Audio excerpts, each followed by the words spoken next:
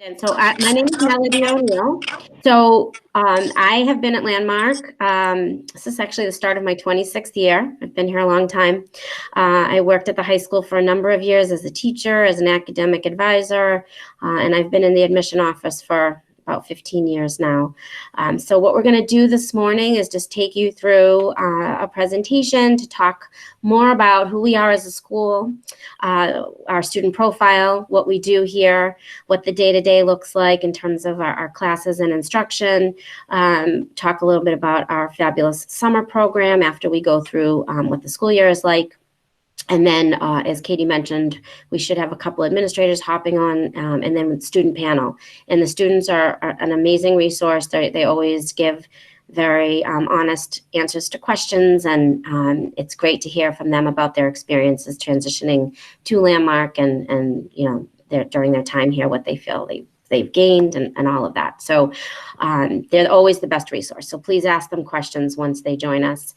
And then please know that after today's info visit, any additional questions that may pop up, if there's anything specific pertaining to your student that you want to discuss with us further, just reach out via email or phone anytime. Okay, so I'm going to click over now. Just give me a minute to get this started.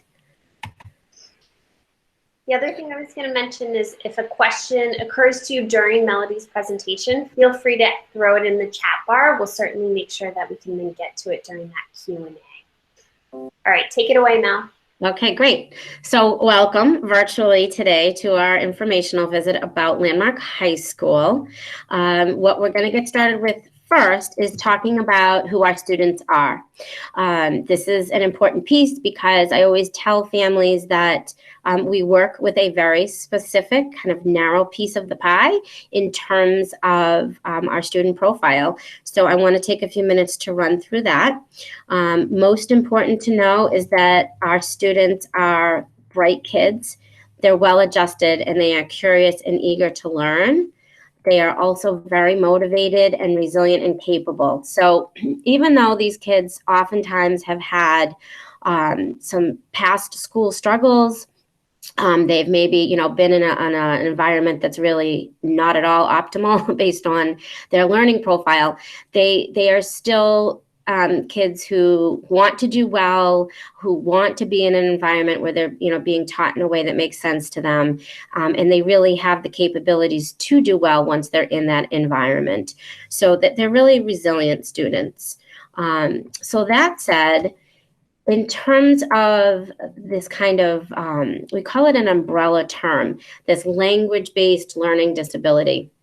This umbrella term, which encompasses who our kids are at Landmark, includes a number of possible specific labels or diagnoses that you guys have, as parents, have probably heard about and seen in either private neuropsych testing or public school psychoeducational evaluations. And so I would say probably 60 to 70% of our students at our high school campus are classically dyslexic in terms of having a phonologically based reading disability. They struggle with the word attack, the decoding, the reading fluency. Sometimes we have students that will come to Landmark and they might actually be okay readers. They may be able to decode and read fairly fluently, but they may struggle a lot with written expression, organizing their thoughts for the writing process, so having a disorder of written language. We have usually of the 300 students that we have at the high school campus, we'll have usually 80 or 90 or so that struggle with some aspect of language processing in terms of that expressive output. So these students may have a diagnosis of a mixed receptive expressive language disorder or just an expressive language disorder. I do want to say that we do need for students in terms of their comprehension of language coming in. We do need for them to kind of have that piece intact, but where a number of our students will struggle is with that organization for their oral expression, that word retrieval, that ability to be clear and concise in what they need to say and elaborate. So a number of our students may struggle with that area. And then in terms of the executive function, this is a very commonly used buzzword these days. Everybody has executive function disorder. So this ties to that ability to plan and organize and initiate tasks in what we call shift sets, meaning like going from one thing to another, in terms of like transitioning with their homework assignments, for example, or knowing how to plan and organize for a big paper or project they have to do, or how to study for a test, all those study skills. So I would say almost all of our students at Landmark struggle with some aspect of executive function, and we really support that across curriculum, and I'll talk more about that. The other area that falls under this umbrella of a language-based learning disability for our students here is that their working memory and or processing speed is typically not commensurate to their big picture thinking, comprehension, and reasoning ability. So we will often see a discrepancy, and I'll talk about the cognitive testing in just a minute, with their working memory and or processing speed being a lot weaker for our kids. They need things broken down, they need a lot of repetition, rephrasing, and review of concepts, and they need a slower pace of instruction. Okay, so those are our kids in a nutshell under this umbrella. I do quickly here want to mention that we are not a school that's equipped to support students who may have needs that fall beyond this very specific, as I mentioned, piece of the pie. So for example, if a student has more primary social, emotional, or behavioral needs, we would really not be the best fit. We do not have a therapeutic component to our program. We're not really able to support kids who need a lot of direct social pragmatic language instruction. Our kids relate well to same age peers and are fairly socially savvy. The other piece is around students who may fall within what we call ASD, autism spectrum diagnosis, where, again, those students usually require more or a different type of instruction than what we offer here at Landmark. So hopefully that profile is clear to everybody. When you guys apply to Landmark School, we are asking for a number of pieces of the pretty lengthy application. The reason it is so long and that we're asking for so much information is we always want to make sure that we are going to be a good fit, that we're going to set a student up to meet with success and make effective progress. So one of the most important pieces for us, and you may have already sent some testing along to Katie already before this visit today, but we do need testing within 3 years of date of application. Specifically, we ask for the WISC, which is the Wessler Intelligence Scale for Children. Hopefully, a lot of you have heard about that already, have seen it in, again, either a public school or private neuropsych testing. If a student is 16 or older, they may have had the WACE, which is just the adult version of the WISC. So what we're looking for with the Landmark student is that the main areas of strength need to be within the verbal comprehension, fluid reasoning, and visual spatial integration abilities. So that's where we need to see our students scoring at least average to above. And as I mentioned before, where we usually see the split or discrepancy for areas of difficulty fall within that working memory and our processing speed. So that we need. Everything that we collect, we keep in touch with you via email. It can come in piecemeal. You don't have to have everything together at once. And once it is complete, we will let you know that we have all the pieces of the application, that it is complete. And at that point, we will start our comprehensive review process, which takes about a month or so. We like to read everything and follow up with folks. And if at that point we feel like we are a likely good fit, we will be in touch to set up a screening and interview appointment. So that's kind of our, and again, we work on a rolling basis. There's no deadline, whether you're applying for our summer program or our academic year. Okay, so let's start to talk about, now that we understand the profile of who we support at Landmark, and that was a very quick rundown of our application process, but we can talk to you more about that at another time.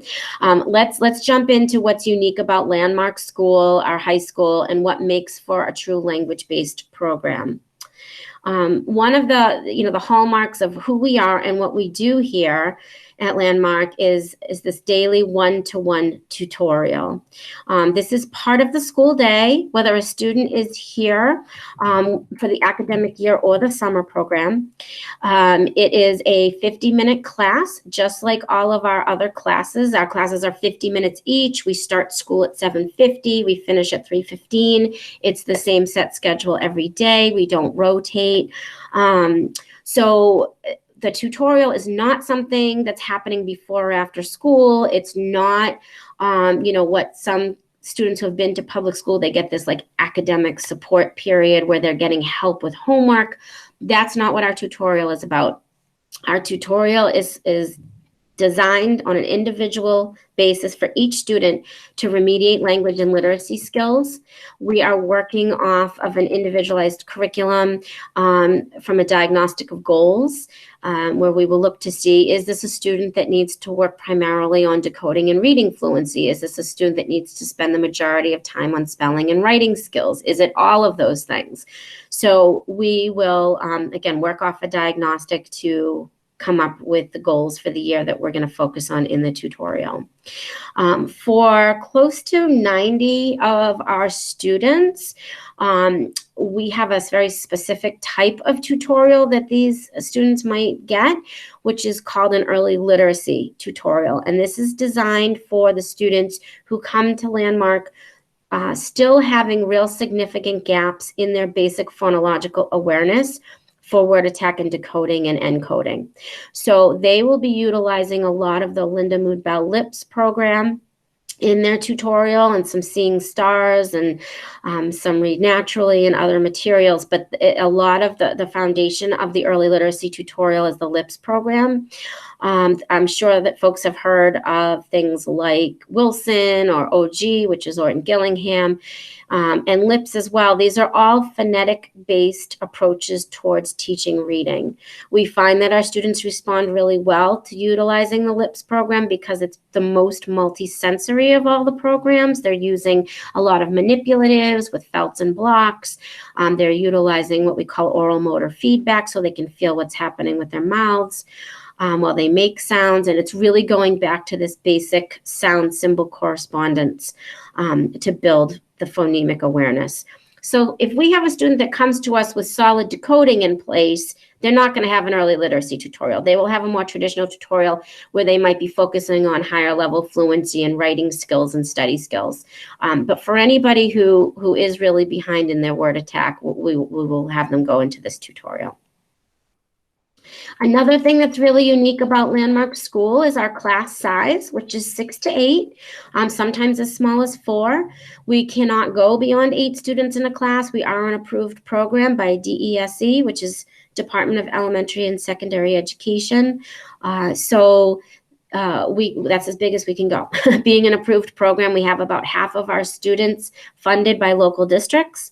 And again, we have a cap on the size of our classes.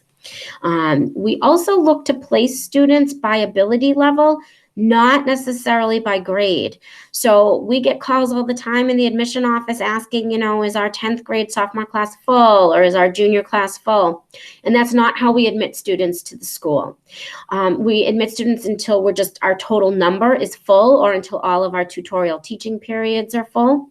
And it's not to say we're taking 18, 19-year-old seniors and putting them with 14-year-old freshmen, but grade up, grade down, we're going to look at levels of literacy skills. We're going to look at working memory and processing speed and language, expressive language needs, and put students in, that math class, that science class, that LA class based on their ability level. And that allows us to really, push and challenge kids, have them in these kind of higher level, faster paced classes where they excel, but then also have them in classes that might be a slower pace or provide more support in areas where they're struggling.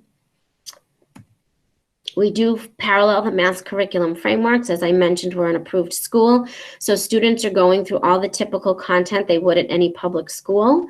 They're taking, bio and chem and US and world history and all of those, algebra and all those classes that they would have at any school. It's just that obviously the delivery of instruction is quite different. And all of our teachers here, they either already have a master's in mild to moderate special education. That's about 70% of our faculty. And then the others that don't have that certification yet are currently on a waiver with the DESC, working towards it. They're enrolled in graduate courses, and they're working towards getting that degree, and they're being supervised while that's happening. So in terms of our approach, being a language-based school, what that means is that we're really about skills, direct and explicit instruction, and teaching content through skills. It's a different approach, and it really works for our students. Yes, they need to learn content, but it's less about them reading and learning the information on their own and more about the content being delivered in class instructionally, and through a study skills approach. So I'll talk about that. And it's consistent across curriculum. That's very important to note as well, that teachers, whether they're in math, science, social studies, LA, consistent across curriculum in terms of how we teach the skills. So what I want to do now is just take a few minutes to talk about our 3 distinct programs at Landmark High School. When we have students joining us at the high school, we acknowledge that we do have students coming in with different skills, either in place or not in place. So really, regardless of, all of our kids are bright. I talked about how they all have good comprehension and reasoning ability and visual spatial ability. So really, it has nothing to do with their cognitive ability and how bright they are, because all of our kids are really smart. It just has to, what program they go into has to do with the skill sets that they may or may not have when they come to us. So the first program I want to talk about is our Founders Program. We call it our Founders Program because it's kind of our original, what was founded on program.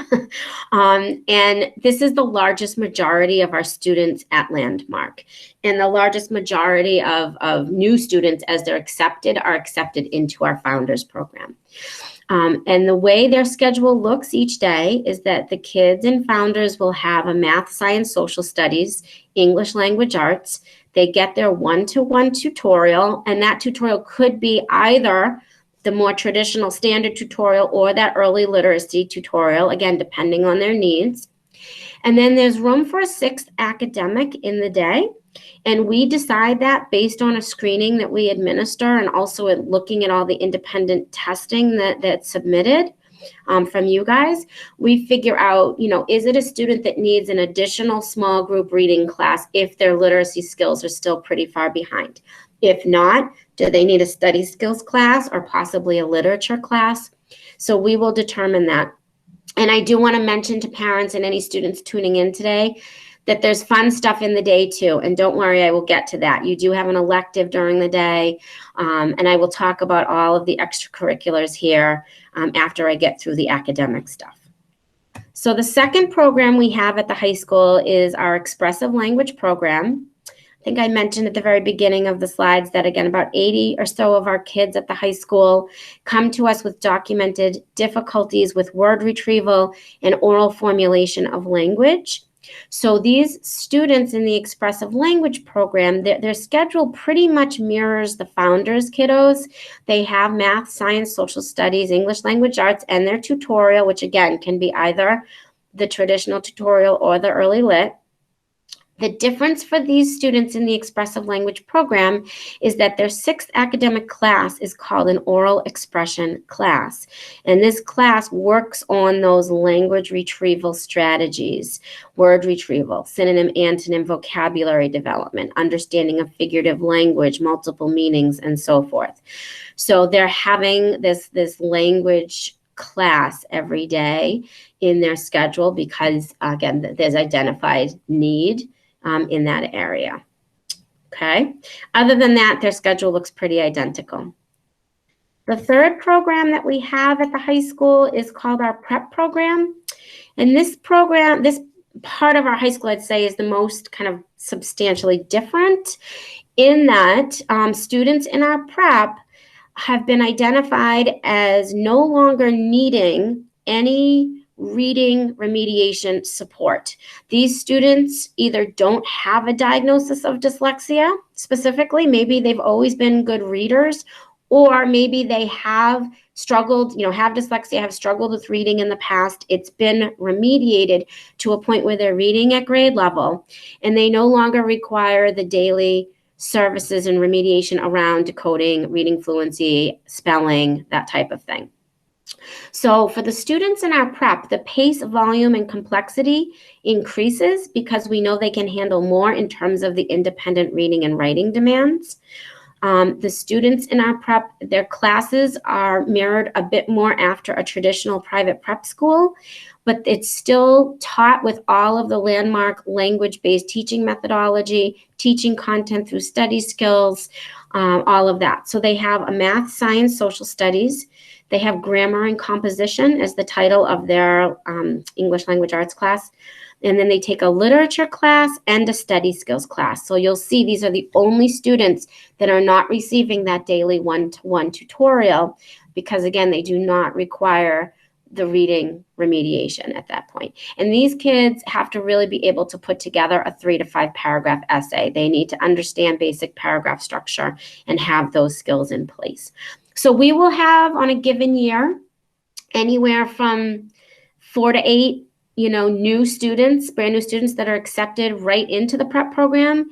But more often than not, a student may start off, like say in our traditional founders program, and get that one-to-one tutorial and make progress and gain the skills, and then transition into our prep program. Or they might be taking a combination of classes, which is also possible. We want to be really flexible with a student's schedule and really make it individualized. And again, push them along in the areas where they excel, but meet them in those other areas where they need to be met for the remediation. I should also just say really quickly here that anybody who's looking for funding from their local school district, the prep program is the only part of Landmark High School that's not approved, so you cannot receive funding to the prep. I've talked about study skills, but again, this is really important in terms of what makes, what's unique to Landmark and what makes us a language-based program, is that study skills, whether a student has a specific study skills class or not in their daily schedule, study skills is being reinforced in everything that we do here across curriculum. So how do you effectively preview your chapter, preview relevant vocabulary, take good 2-column notes with main ideas and details? How do you paraphrase information? What are effective research writing and test taking strategies? And when we teach the writing process, it's this consistent 5-step writing process of how to go from a brainstorm to an outline, to a rough draft, to an edit, to a final draft. So again, writing a paper for history or for LA, it's going to look the same types of templates and graphic organizers that are being used, the same 5-step writing process. In doing that, where our goal is that the students internalize these skills, that they become more automatic, and then we're able to really start removing the structure because the students can implement these strategies independently. Another thing that's unique about Landmark in our program is the role of the academic advisor. This is different from a guidance counselor. We have those folks too, and I'll talk about that in a minute. The role of the academic advisor is to oversee the students' academic schedules. They work really closely with the student's tutorial teacher, kind of as the tutorial teacher supervisor, to set up the diagnostic of goals. They go in regularly to observe and monitor the student's progress. They write the IEPs for any funded students that may be in their caseload, and a typical caseload size is about 18 to 19 students. And it's also the main contact person for both the student and the parent. So when a student is assigned an academic advisor when they're new to Landmark, that advisor will stay with the student during their years here. It's not a new person every year. They develop a really nice relationship with the advisor. They can go to them with anything that comes up. I mean, of course, they can go to their teachers as well, but the advisor, if they were here for a month of school and they feel like they're in a class that's too easy or too hard, they can talk to their advisor. If they are living here and they head off to first period class and they realize they left their entire homework binder in their room and the dorm's locked, they can go find their advisor. So the advisor is here to help problem solve. And again, for the parents, it's your main contact for updates. As often as you want them to be, via email, phone, whatever. But the advisor will give you updates on how things are going. And if anything comes up, they're in touch with you right away. So that's the role of the academic advisor. And as I mentioned, we have guidance counselors as well. Obviously, we're a high school, so we want to work on that guidance and transition process. Transition planning starts early on, as early as the 9th grade, doing interest inventories and all of that. Once a student gets to junior year, they will start weekly one-to-one meetings with their guidance counselor throughout the year. It's highly personalized support. Everything from, exploring the schools they want to apply to that might have the right level of support for them, geographic location, all of those things, helping them to request the applications, to work on their essays, to get their letters of recommendation from teachers. It's a very hands-on process with our students.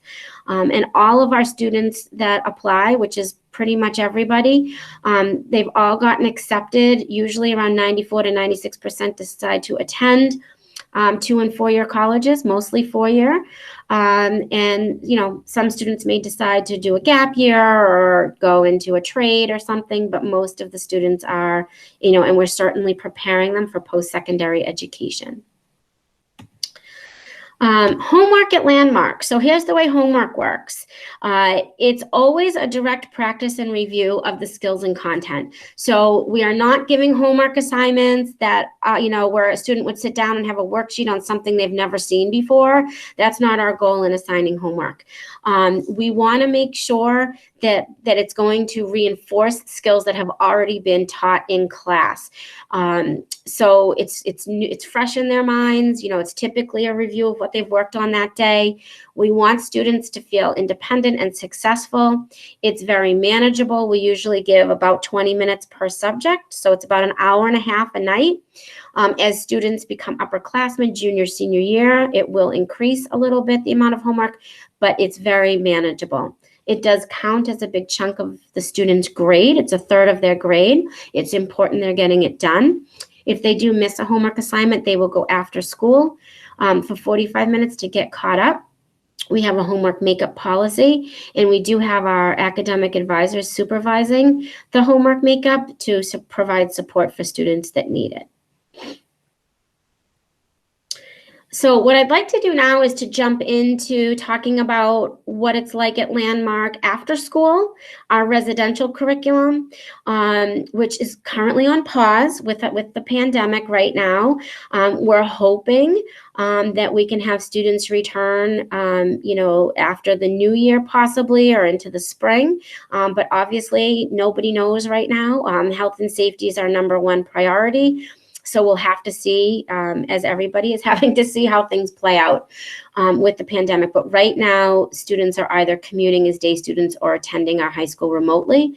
Again, we are hoping to get the residential program back as soon as we're able to, as soon as it's safe to. But what I'd like to do is talk about after school life at Landmark. For day students commuting, please know that we want you to stay after school when school gets out at 3:15. We want you to be involved with sports or our theater department, music, art department. I'm going to talk about all the extracurriculars. You are welcome to stay on campus through supper as a day student and head home in the evening. For the kids who live here, we work on something called a level system, and we do refer to it as a residential curriculum. This isn't just a boarding school where you're dropping your kid off to live here and there's no structure in the afternoon. We're highly structured from the time they wake up to get to breakfast and classes in the morning until the time they go to bed at night. And we work on something called a level system. And the goal of the level system is to promote time management, organization, effective self-advocacy, and healthy decision-making. So a new student coming to Landmark, whether they're coming in as a freshman or junior or even a senior, because we do sometimes have students come in for senior year, They would start off at level 1. All new students start off at level 1. It's more strict and structured and more reminders, and kids are getting used to the day-to-day routine, when to be out of the dorm for breakfast, when to check back in at night for structured study hall after free time, all of those things. Every couple weeks, as they're meeting day-to-day expectations around time management, getting to bed on time at night, they can request to move up. And as they move up levels, our students gain more privileges. So 6 is the highest level, but by level 5, which is totally attainable by the Thanksgiving break, if they're taking care of business and getting their homework done and they're on time for things. Level 5, you can have a fridge and TV in your room. You can have food delivered to your room from local restaurants. You can shut your door during study hall and be on your bed instead of at your desk with the door open at the lower levels. You can check yourself out in the morning. So there are a lot of privileges that students earn at those upper levels. So that's motivation that the students want to get to those upper levels. And so the structure after school is that when school ends, they would go to their afternoon activity, and I'll talk about all those extracurriculars next. They would have supper. They would have an hour of free time. Then they would check back into their dorms to get ready for structured study hall, which is 8 to 9:30. And then there's a little more downtime until lights out, but they do have to remain in their dorms until the lights out. Weekends, tons of trips, activities. We're in this amazing location, 30 minutes north of Boston, right on the ocean. We do everything. This is, of course, after the pandemic and once things are open again. Paintballing, rock wall climbing, laser tag, outlet shopping, movies, ski trips during the winter months on Saturdays to local mountains, all kinds of community service activities. So there's a lot happening here. We really are a full-fledged high school. And so I want to talk about pursuing passions. We have an amazing visual arts department with all kinds of 2D, 3D media art, drawing, painting, printmaking, ceramics, photography. Those can be elective classes during the school day. They can also be after-school activity options. With performing arts, we have drama and chorus and dance and theater tech. We have kids taking music lessons after school. Again, all of those things I just mentioned can be like, for example, a student can have chorus as their elective during the school day, or drama during the day. They could do dance after school or any of those things after school. Our athletic program, we're part of an Eastern Independent League. We compete with about a dozen other private schools in the area. In the fall, we have soccer, cross country, golf, and girls volleyball. In the winter, we have wrestling, swim team, indoor track, and basketball. And again, on Saturdays, we're going skiing and snowboarding. In the spring, we have tennis, lacrosse, sailing, outdoor track, and we have baseball and softball. So again, lots of opportunities for students to be involved in athletics. It's a very robust athletic program at Landmark. We have a working auto shop on campus where kids can take auto mechanics, again, either as an elective during the day or be in the auto shop after school. Same thing with woodworking and boat building. And we have great technology, Steamworks lab. Kids are doing, robotics and programming and all kinds of stuff there. So lots of opportunities. And again, there's opportunities to take like a regular gym class as an elective, or weightlifting, yoga. So many, many options. And we have a very robust community service program going on at Landmark. The students do probably over 5,000 hours a year of community service, everything from, service trips to schools to volunteer. We've been to Jamaica in the past. We do Adopt a Highway. We volunteer at food pantries. We do raking elderly's lawns, all kinds of stuff. And the kids are very involved with that. Community service is required once students get to those upper levels of 5 and 6. They have to be doing a certain amount of community service hours. Let's see how we're doing for time. Okay, so that kind of concludes the information about our academic year. And what I'd like to do now is talk about our wonderful summer program that we have at Landmark.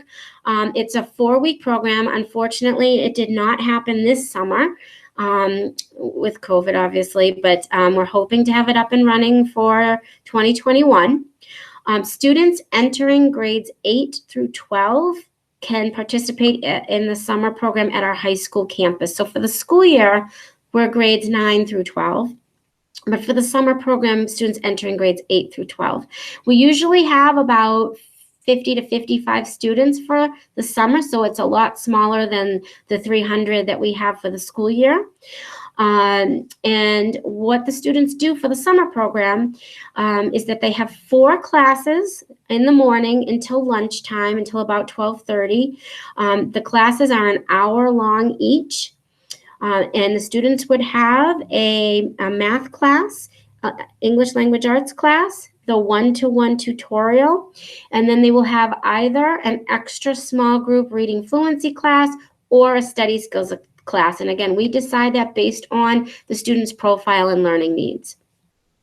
After lunch, there is a study hall to get homework done, because there is some homework over the summer. It's not nearly as intensive as the school year, but there is some work. And then what students do after the study hall is they can join in one of our amazing activities if they want to. If a student's coming to us as a day student for the summer, they can just do the half day of academics, or they can stay for an extended day program and do the activities. And for our students living here, which is the majority of the students for summer, usually we might have between 15 to 20 day students, but the larger majority live here. They would pick an afternoon activity. We in the past have had a marine science program. We've had a sea kayaking paddleboarding option. We've had visual arts, where they're doing all kinds of 2D, 3D media art, a photography program, and a fitness and spinning option, where they can, a lot of the student athletes like to, do some CrossFit stuff and get in shape over the summer for their fall season. So a student would pick one of those options to have after school for the 4 weeks they're here. And then after dinner each night is a theme. It might be field games at the upper field. It might be a pizza movie night or something. And there are trips, the 3 weekends of the 4-week program, all day Saturday trips. We go into Boston. We go to amusement parks. We do all kinds of stuff on the weekend. So we'll have usually 15 or so students every summer that are going to be new students in the fall and are using the summer program as a way to transition in. It's a great way to get used to being at Landmark as a new school, making friends ahead of time, and especially if students are living away for the first time, it's a great way for them to transition in. And then we have students every summer that may be doing okay where they are at school for the school year, but could really use a boost in some writing and study skills to bring back with them for the school year. So it's really a wonderful summer program. And just to mention, when you apply to Landmark, it's one application. There is a checkbox on the front of the application to indicate summer or fall or both. If you're interested in both, you would check both. And then we know to process it as a summer-fall application. But it's a wonderful summer program and couldn't be in a better location. I hope you're seeing by this picture. I mean, we're right on the ocean here at Landmark. And we did email to you a couple virtual tour and a couple other links to videos. They're on our website as well. There's videos about our summer program, about our school year. Again, there's a student-led virtual tour that you can see, so you can get a better sense with all of those. So thank you so much for listening while I talked for quite a while about a Landmark. I'm sure there are things that I left out, but you'll be able to talk to the students and talk to our administrators and ask them more questions as we go through the panel. Yay. Thank you, Melody. Yeah. Okay, everyone, so we're going to shift gears. We have a number of administrators and faculty members on the call, and then momentarily the students will break from their second period class and be joining as well. So what I'd like to do is have the administrators begin to introduce themselves. Again, this is a great time to start populating that chat bar feature with any questions, either for, from the admission standpoint, hearing from our administrators directly, or from the students who will be joining shortly. So we'll do a quick introduction of who we have joining us, and we'll start with there. Bob Brudor, headmaster, could you say hello? Hello, everyone. It's nice to have you with us today. I don't know where you're located, but I have to tell you it's a gorgeous day here in New England. The sun is shining, the ocean is glistening, and just great to have you join us today. Thank you, Bob. Glad you're here. I see John Fierick on the call. Hi, everybody. I arrived at Landmark High School in 1996. So I've been here a while. I've worked in our residential program, worked as an academic advisor, coached sports, taught language arts and tutorials. Currently, I am the interim academic dean at our high school. Nice to see everyone. Thanks, John. I see Bill Barrett, the head of the high school. Good morning, everyone. Good to have you here. As Katie mentioned, my name is Bill Barrett. This is my 26th year at Landmark School. Similar to John and many administrators, I started my career at Landmark. I started as a full-time teacher, worked in the student life program, the athletic program, and it's great to have you here. My wife, Christine, also is a department head at Landmark High School, so it's a bit of a family operation in the Barrett family. Thanks for joining us, Bill. I think Rob Genetti is also on the call. Rob? Morning, everyone. Welcome aboard. My name is, Katie said, I'm Rob Genetti. I'm the Dean of Students here at the high school campus. I'm in my 25th year as the Dean. I live on campus with my wife, and well, my grown children have grown and gone, but raised a family here on the campus. It's a great community, a great place to be, so we're encouraged to have you. And Katie, every time you say that, I see Bob and John and Bill. I know I'm dating myself, but I kind of parking like Romper Room when that person looked through the glasses that I see so-and-so and so-and-so and so-and-so. I don't know anybody else that might remember that, but that's kind of what it fits. So I don't know, a little editorial on the side. Thank you, Rob. So I think I got all of our administrators, and then again, in the next 10 minutes or so, we've got students joining the call. So thanks for starting to throw some questions at us. So the first question is asking about the main differences between the high school and the middle school program. So this must be a family who's currently at our elementary middle school. As Melody mentioned, two separate campuses down the road a bit. John, do you want to speak to that from the academic perspective? Sure. I think academically speaking, I think there's quite a seamless transition for 8th grade students that arrive as freshmen on our high school campus. I think one of the biggest differences that we see at the high school campus is one, that it's 3 times as big with regard to the number of students. It's just geographically big with regard to the space on campus. And I think that, programmatically, the tutorial remains, the programming academically remains similar, but what we start to really do a lot at the high school is we start to have really direct conversations with students about self-advocacy, about identifying their learning style, their needs, their strengths, and we really get right into transition planning. It's kind of like, welcome to high school. We're going to start talking about what happens when you complete high school. So that transition planning piece really becomes an endeavor that we look to focus on a little bit more at the high school when they get here. As a lot of our students start working, in the junior and senior year with our guidance department, and a lot of specific and planning goes into what those post-secondary options are going to be. So that's kind of a primary difference. I think more homework, increased expectations for independence. That it's a very gradual process. So I think that would be the biggest takeaway with the academic differences, I would say. Great, thank you. Bill, do you want to talk about sports for students who might want to be involved but don't necessarily aren't particularly high skilled? Absolutely. So as Melody mentioned, we have league affiliations with the Eastern Independent League and the Independent Girls Conference. And so that provides a variety of interscholastic competitions with postseason tournaments, all-star team opportunities, things like that. At the same time, for most of our sports, if we have the numbers, we have JV teams, sometimes multiple JV teams. So for example, basketball, I know, has a JV1 team as well as a JV2 team. And really, especially for our residential students, but really all of our students, we want them participating. We have a no-cut policy. So essentially, you know, if a student wants to go out for a sport and participate and compete at their level, and I think it's important to note that, we're going to accommodate them. And you know, I think, and Rob can mention this too, but we also have an intramural program that happens after hours. Some of that might be dorm competitions. Some of it might be open sign up. We have a dodgeball tournament during the academic year. Again, this is in a typical year.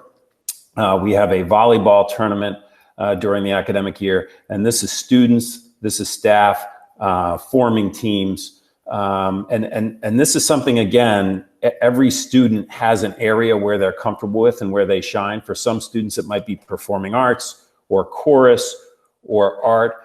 But at the same time, you know, many of our students, they have multiple talents. So they're playing sports and also working on our projects or doing things after school. So we are looking to accommodate that and also encourage that. It's a rigorous academic day for our students. So, you know, it is our obligation to provide that outlet at the end of the day, again, at whatever level our students want to compete at. Great. Tom, I know you cut out briefly and that was your question. The only key piece that you might have missed was Bill mentioned that there's a no-cut policy, and we kind of just continue to add junior varsity teams if there's interest. So any kid who, regardless of their skill level, if there's interest, we'll find a way to make sure they can play and enjoy themselves. The next question is really straightforward. Foreign language offerings, I'll just go ahead and answer that. We don't have foreign language because kids are here to remediate their English literacy skills. However, we do have a really strong ASL program. I think a few of the kids who are going to be on the call have done American Sign Language. So if you're interested in asking those questions more, we can talk about that. Another question about Carroll School. Katie, I'm sorry, can I just jump in with one quick thing too? Because I know parents ask this sometimes through the admission process, the fact that we don't have foreign language and if that will affect their ability to apply and get into colleges without the foreign language piece. And I just wanted to let families know that when there's documentation around a specific, you know, learning disability, the colleges are supposed to waive that foreign language piece. So it's never been an issue. You can look at the list of, you know, schools that are and colleges that our kids have gone to, very good four-year colleges, and it's not an issue. So I just wanted to let families know that. Sorry to interrupt you. Thank you. Rob, this next question about the residential, do you want to speak to that? Absolutely. So we have students, you know, coming in their first year as a 9th grader and staying all the way through. We have students that come in for 9th and 10th and 11th grade and decide now they want to move back home for their senior year. We have students, the commuting students from 9th, 10th, and 11th, and really decide that the 12th grade year is really a great time to endeavor living away from home and begin to develop some of those necessary skills and strategies that will then assist them as they platform to move forward. So the real answer to that question is it's kind of all the above. You know, day students want to be residents, residents want to be day students because each think the other one has it better. And the truth is they each have it great, and it's just a matter of what they're looking for. And both jump ship back and forth, you know, ideally not during the continuum of a school year, but from year to year. It's a mixture. And then while I'm talking, can I just jump into the question about the Carroll transition? On a traditional year, the students from Carroll or Carroll 9 would come to school for a day of transition and meet other Carroll students and other landmark students. I'm not sure we've vetted that this year and how we're going to do that, but we're in close partnership with Carroll to make sure that those students have a smooth transition into our program. For those of you on the call who haven't heard of Carroll, Carroll has a similar profile to Landmark. So we do receive a number of students transitioning from middle school from that program to ours. Madeline, there will be a student joining us during the Q&A who transitioned. Ellie was from Carroll, so she can speak to that directly as well. Good questions coming in. ACT, SAT test, any student is invited to take those tests, and they're administered on campus, which is nice, so that all of the accommodations that students are entitled to can be met. Let's see, Landmark working with post-secondary schools. Who would like to take that question? John, thanks. Sure. So earlier I mentioned our guidance department and post-secondary planning. So our guidance department does a lot of work talking to various programs that are out there. And so, the short answer is absolutely. We are counseling students to find, not necessarily the best school, but the best school for them. So what that often means is having great conversations and learning experiences about what they need and how to advocate for that in a post-secondary setting. So a lot of our guidance counselors are really drilling down to identifying what the student's specific options are, identifying what resources are available at that school, and what resources may not be available at certain schools, and to use those pieces of information as they weigh their options for post-secondary. So absolutely, that's a big part of our guidance department's work. And I'll just jump in here as well and just throw some numbers at you. I think I was looking at the homeroom announcements yesterday, just in terms of post-secondary schools that are coming this week well, they're not coming to campus, but we have virtual visits scheduled similar to this. I believe there are about 12 or 13 schools coming this week alone. And I think if I remember correctly, and checking with Suzanne Crossman, I think we had a large graduating class last year, 91 students. I believe they got into over 600 colleges and universities. So again, to throw some numbers at it, the scope of what we're talking about with post-secondary planning is pretty significant given the size of our senior class. Great. Rob, this question about the prep program and the academic advisor, because you teach in that program, would you want to speak to that? Absolutely. So people's awareness is right. So the prep program does not offer, for the majority of students, tutorial support. However, built into the actual prep curriculum are all the devices, needs, techniques, strategies that go along with the entire program. And you're still teaching the same fundamental principles of Landmark School. The teaching principles of Landmark School still fit inside the prep program, but the one salient difference is they no longer have the support of a tutorial. And I would say that's not all of them. There are some students that are in the prep who still are ready for prep material, but still need tutorial support. And so at times those accommodations are created. But the program in and of itself mirrors the rest of the program in terms of the scaffolding, the development, the development of all those fundamental skills for both reading and writing, but it's created inside a larger content and larger classes inside its curriculum. Great. So our students' second period class ends at 9:42, so they'll be joining us shortly. So start thinking about what questions you have from the student perspective. And as Melody said, they're super candid, and it's always great to hear directly from them. Before the students join, administrators, anything you feel like we've missed? Yeah, Bob? Just a few things. I think Mel and everybody has given just such a great overview. And since they talked about how long they've been here, I've had the honor of being at Landmark since we opened in 1971 with 40 kids up on the hill. And what's been so exciting about the evolution of this institution is that we know who we work with, and we use a very diagnostic, prescriptive approach for every student. So there are no two kids in our entire school who have the same program. It's designed for each student, the tutorial, the classes, the structure. And our goal, as you heard, is to create really confident, self-advocating kids who understand their own neuroscience. They become scientists of their own learning. And so they understand as they move on from us what they can do well, what their struggles are, and what they need to do to bridge between those two as strategies. So it's been exciting to work with Harvard and MIT and researchers and all the neuroscientists and our own experience, and to keep developing a program that helps every individual know who he or she is in the learning process, to meet them there and to help them be independent as they move on with the rest of their lives. And it's an exciting process. So as Bill mentioned, the graduates, if we have 90 graduates, if we had a graduation in person, there would have been over 1,000 people there screaming and yelling, and every one of those kids is off to college. And if they're not, it's their choice to do a gap year. And it's just exciting to know where they came from, where they're going, and that they now have the skills to be successful in life. And that's why so many people, I think, have been at the school for such a long time.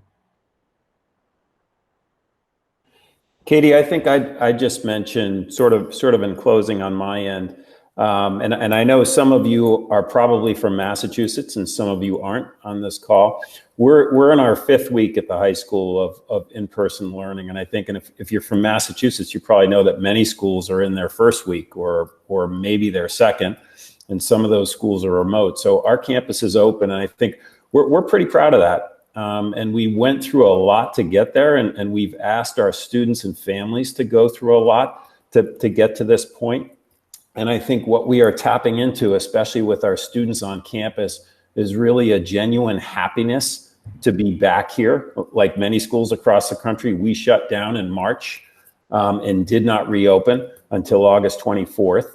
And there's an excitement. And as I hear Melody talk about the residential program and Rob talk about the residential program, as I think to next year and sort of hope to next year, I can only imagine the excitement that will exist on campus, you know, when our dorms open, when our athletics return, when our performing arts department begins to put on plays, when our chorus sings again, like all those things that we're talking about here, a lot of what are on hold right now.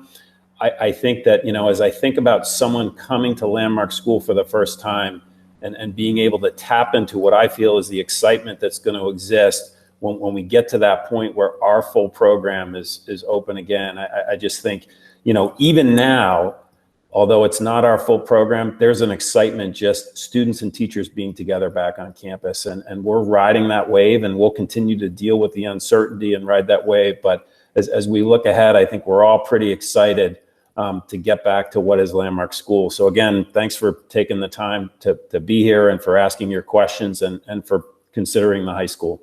We're grateful. Absolutely. So we do have some students who have joined the call. They're joining us from a variety of different locations. I've tapped in some of our students who are fully remote because they're living out of state, things like that. And then some of our students who are making some really long commutes onto campus to be with us. So I'll have them introduce themselves. Students, if you can share your name, where you're from, how long you've been at Landmark, that would be great. And then maybe some things you do on campus. Eric, I'll start with you. Good morning. Hello, I am Eric. I am from Vermont. I do soccer, basketball, and baseball in the spring. However, there was no baseball season last year. This year, I'm a student council member for the first time. I came my sophomore year. Now I am currently a junior. Was there anything else that I missed? That was perfect, Eric. Thank you. Okay. So Eric's remote right now. Oh, yeah, I am remote. Yep, just like Mr. Barrett said, I'm sure you're going to be really excited to be back on campus. Thanks, Eric. Glad you're here. Ethan, can you say good morning?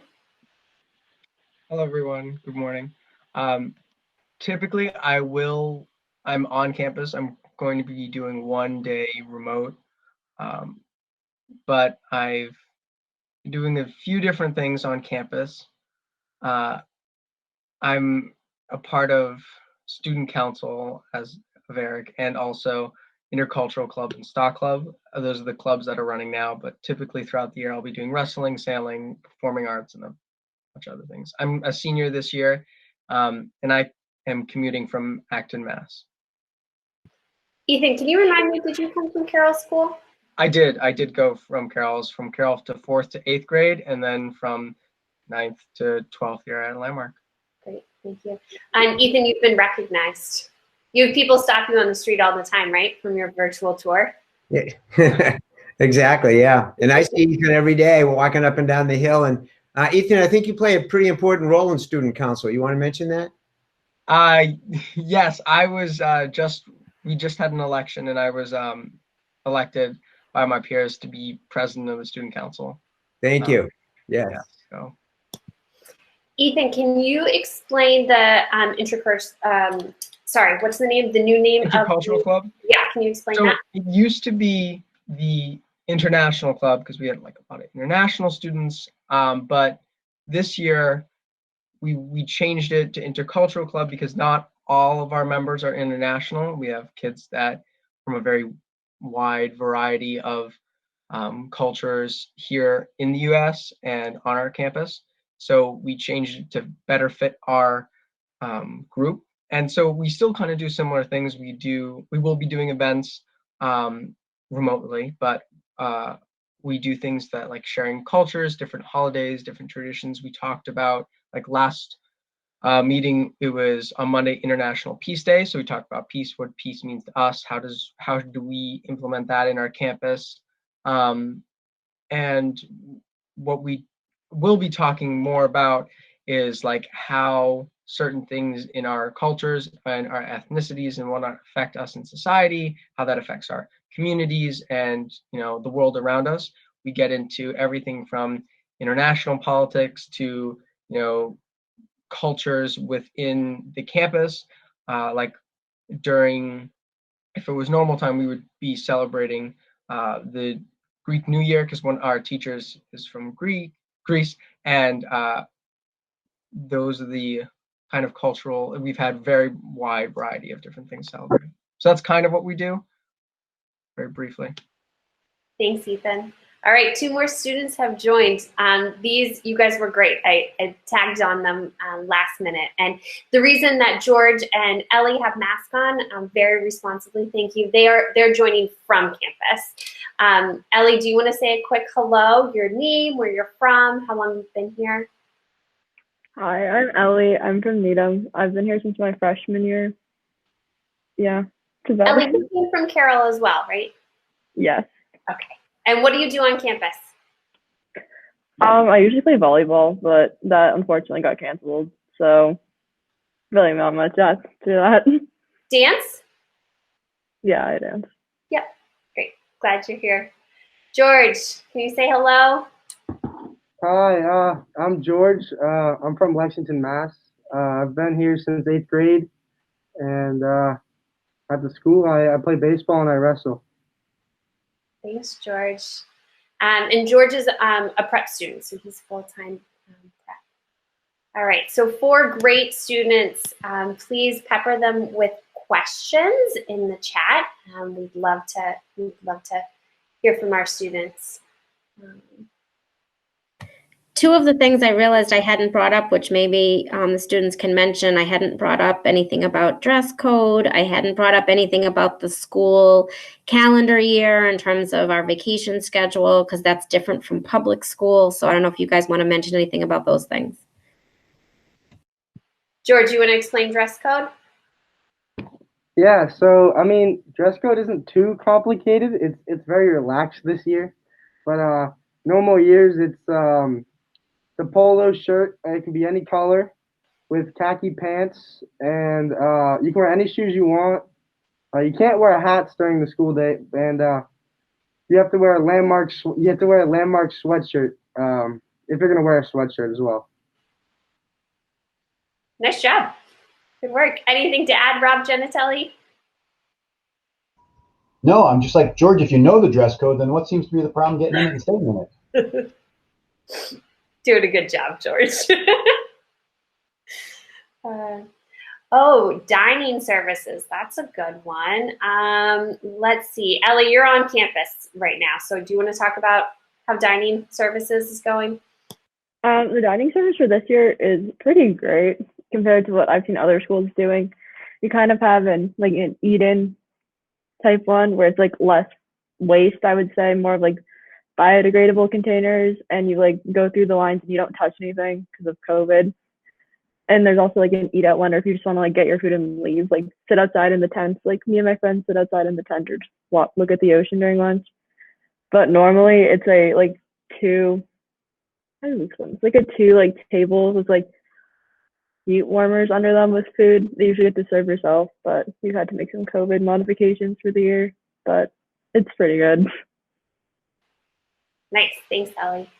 Ethan, there was a specific question for you. Being a senior, do you want to talk about your transition planning, how the school's helped you, and kind of what you're thinking?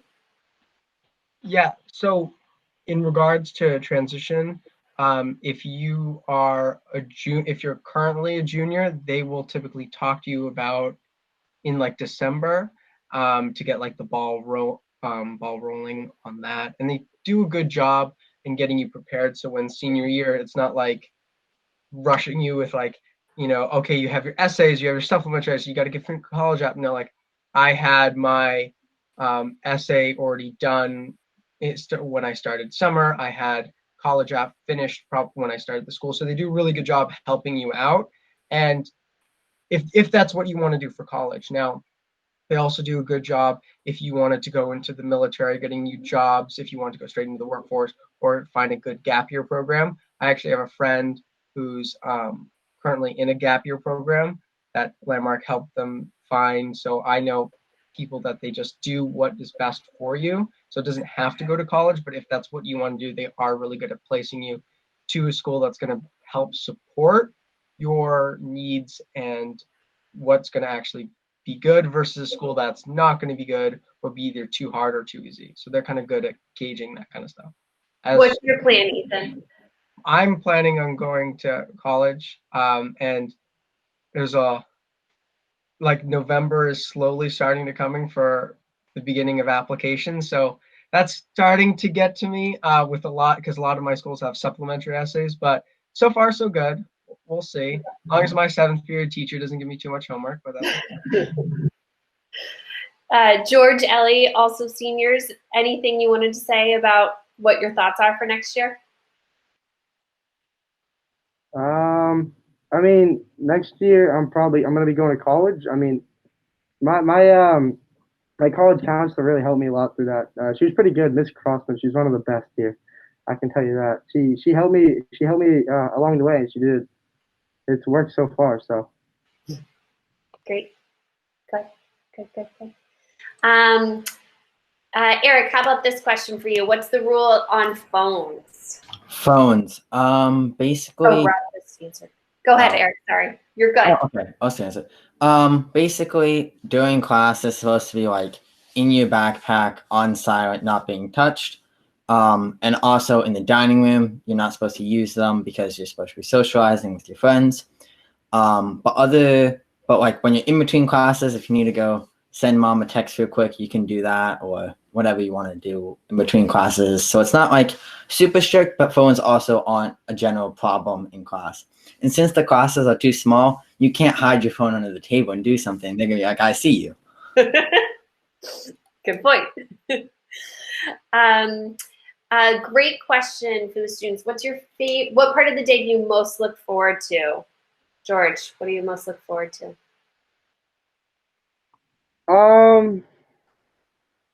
Honestly, I'm gonna say lunch. The lunch environment there, especially my lunch, is very, very fun. We're very creative. It's fun. I'm not gonna lie. All right, Ethan, favorite part of the day? What you look forward to? I look forward to definitely my clubs after school. That's definitely something I love doing, meeting with people, even though it is through Google Meet, but it's a lot of fun. That's definitely my favorite part of the day by far. Ethan, you know one of your teachers is sitting right here on this Google Meet with you. Actually, sorry, my 7th period class is my favorite class. There you go. Best time. Ellie, what do you most look forward to? Either my elective or tutorial. What's your elective this year? Dance. So I always am surprised that tutorial is cited as a favorite, because this is the class where they're working on your like greatest areas of need. Why is that? Why is it something you look forward to?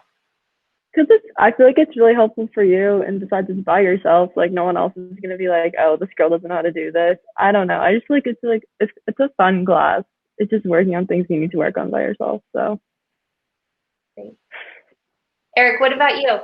What's your? I love the board. Like when we were in school, I love the boarding aspect, and when like you go home almost, but you're home with all your friends, and they're like, sometimes you need your space, but they're normally pretty respectful. If you're like, hey, can I just not do this tonight? I don't want to watch the football game tonight. But normally, like, say there's some kind of football game on, or you have a dorm house night, or anything like that. There's a lot of fun things that go on, and it's also still almost academically focused. So you're having a ton of fun, but it's also not like you're putting your homework off to the last minute. You just can't do that. They don't let you almost. Yeah. Eric, I'm going to stick with you because there's some good questions about residential life. So you joined us as a sophomore from Vermont. How was it living away from home when you hadn't done that? I thought it was a pretty quick and smooth transition. And the way that I kind of like to describe my transition to Landmark, it's like going to like a sleepaway camp when you were younger where you made a bunch of friends, but then it ended after 2 weeks. Except Landmark doesn't end after 2 weeks. It keeps on going for a whole year. So you have that kind of throughout. And I saw a question about electronics. Basically, no matter what level you are, you can have your phone, you have your computer, which you normally do for work. But once you get level 5, I think it is, you can have a gaming console, so like an Xbox or a PlayStation. Then you can also have like a TV in your room at level 5. So, but there's also a TV in the lounge, so you still kind of have access to like TV network. It's just not in your room per se. And then there was a question. Hold up, I just saw it. Do students in the residential program have roommates? Yeah, I had a roommate last year, and they do a really good job of trying to pair you with someone that you're going to work well with. I became super good friends with my roommate. It was great. And then if you're a returning student, you actually can kind of pick and choose who you want to room with the next year, which I always find super nice and kind. Nice job, Eric. Way to make my job easy. I'm going to circle back to one question. This is going to go to Ethan and Ellie about the transition from Carol. What was similar? What was different? How'd you find that? So thinking back to 9th grade, Ethan. So Carol and Landmark are very similar in the same aspect of like teachers here. And I've actually talked to a lot of teachers that have done either like programs through Landmark or through Carol. And I've actually, my summer tutor did programs with both. And they're like, teachers here, they're not talking to them a lot of times like, oh, how was your day? They're talking about like, oh, I have a student that needs help with this. Do you have any materials for this? And they'll just like collaborate a lot. That's, I think, definitely something that's similar from Carol that Landmark teachers do. They do a lot of collaboration to help with students. Another thing is the style of learning is like very similar, small classes, very personable teaching. And if it's like, if you're not understanding one thing, they're going to help you understand that in many different ways. So it's very similar on that. And you do still have that one-on-one tutorial, which I thought was great. And like next year when I'm going to college, like a lot of schools are saying, oh, we have like 20 kids in a classroom. I was like, my biggest class size for the past 8 years has been like 6 students. So it's going to be very different, but I think it's also going to be good too, because I'm ready for that next step. But it's very, very similar on that axis. The only slight difference is here they have different programs, like they have the prep founders and expressive language, which I think is good because it helps tailor different programs. Like I'm taking some classes in almost each different program. So it kind of, you get a little mix of both, which Carol doesn't, but also Carol was, it only goes up to 8th grade. So I bet they would if it was bigger, but it's great for both ends. I actually was just talking with Mr. Wilkins, who is the headmaster for when we were student advocates. So they're awesome there at Carroll, and they're awesome here at Landmark. And we have a lot of kids that transfer over too. So that's also a big plus. So you do know people when you come over. Great. Ellie, do you feel like he covered it? Pretty much. Okay. Katie, I'd like to respond to Tom's question about his son being a Lakers fan. Okay. Make sure that Mr. Genetti knows yet again that his job's on the line. So So Tom, just so you know, I'm a New York Yankees fan, lifelong, and to be that in New England where everybody here is a Red Sox fan is tough. So it's great for your son to be a Lakers fan. And Mr. Genitelli, you're out again. Well, I guess we can leave it at that. I want to let the students get off to their third period class. Ethan, George, Ellie, and Eric, as always, you guys, thank you for giving up your time. And it's so nice to hear from you. Have a great rest of your day, students. And then Melanie and I can wrap up with the families still on the call. Thank you guys. Really great job. Okay, and administrators, thank you so much for giving part of your morning to talk to families. It's great to hear from you correctly. It's great to meet you all, and please feel free to be in touch at any time. Talk to any one of us. Yeah. Thank you so much for joining in, you guys. Thank you. It was nice meeting you all. Apparently, I have to find a new job now, but it was good to meet you. Yeah. Thank you, Rob. Thank you, John. Yeah. Thanks. So just to wrap up, as Melody said, feel free to stay in touch with us. Many of you I've been emailing with. It's nice to put some faces to the names. But if you'd like to, have us preview testing, if you have questions about the application process, we are certainly available for that. At this point, we really do appreciate receiving any application materials digitally to the email account. But if you have questions about that, please let us know. Mel, I'll send it back to you to wrap that up.